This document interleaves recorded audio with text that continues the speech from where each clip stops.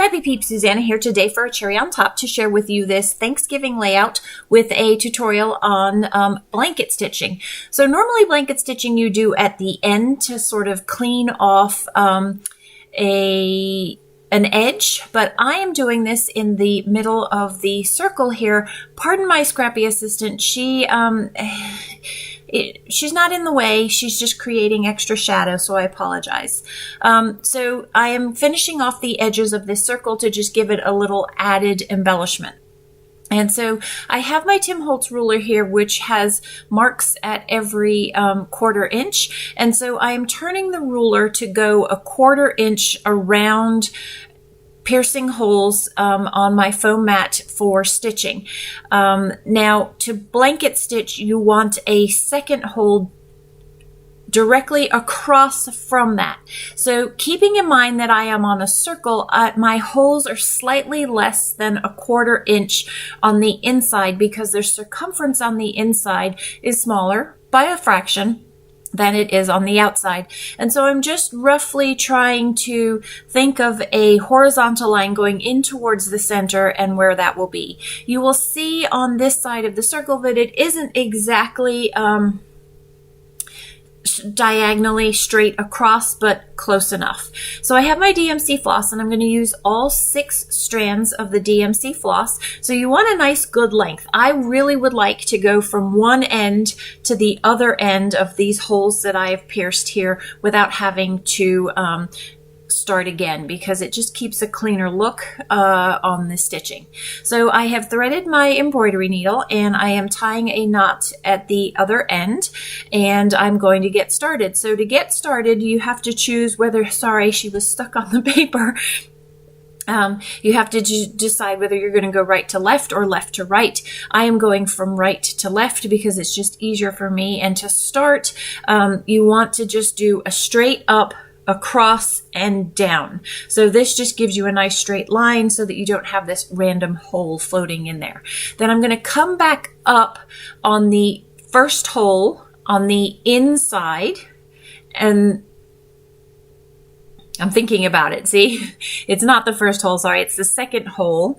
And then I'm going to go back down the first hole on the outside, but I'm not going all the way down. I'm going to hold that thread so that I have a loop and come back up the hole diagonally across from where that loop started. And then I'm going to go into the loop and pull, and you can see how that creates that hold onto the loop. So then going to the left inside diagonal, hold the loop, come up at the same side outside circle, through the loop, I'm showing you the loop there, and then pulling through, and that's what creates that sort of L. You want to kind of use your thread as I'm holding here to lock in that previous stitch so that you get it nice and tight, but you don't want it to be too tight.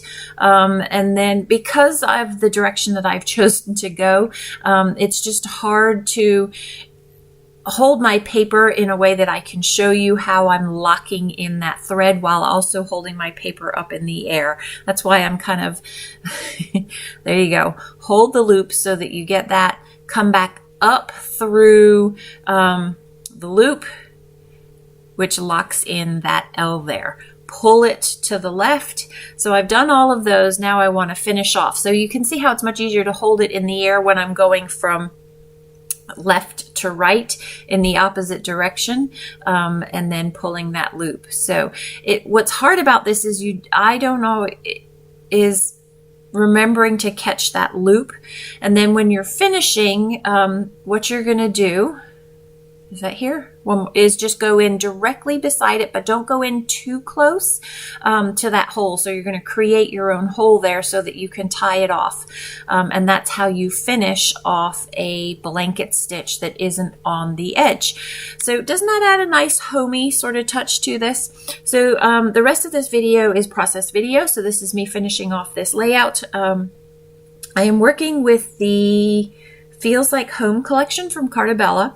That maroon piece is the only piece that doesn't come from that collection, and that is another Carta Bella, but it is it was from the fall collection, and I created something else with it. This is the It's Autumn collection from Carta Bella.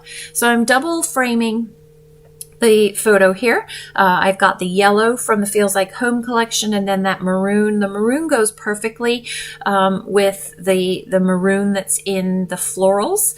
And then that is a digital cut file from A Cherry on Top. And I've cut it in the plaid green, and then I have that soft pink on the inside to fill it. So I know I want to create a pocket because I don't have a lot of room on the front side of this layout per se. So I'm going to create a pocket that I can either put additional photos and or journaling. The intent is to put journaling in there, not because I need hidden journaling, but more that I've got such a great clean look here that I don't want to dirty it up per se with the journaling. And I'm definitely all about the storytelling. So I decide that I'm covering up too much of the floral. I'm okay on one side, but I don't want to do that on both. And I like having the floral overlap the photo a little bit. It just sort of pulls it in together, ties it in nicely. So I am fussy cutting.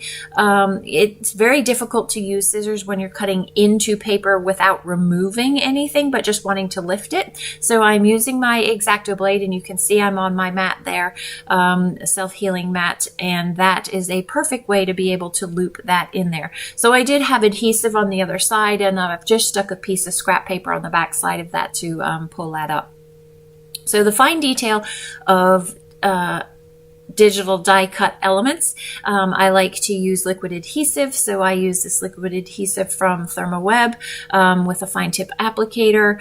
One of the things to keep in mind is when you do use liquid adhesive, it is not repositionable, or this is not a repositionable one.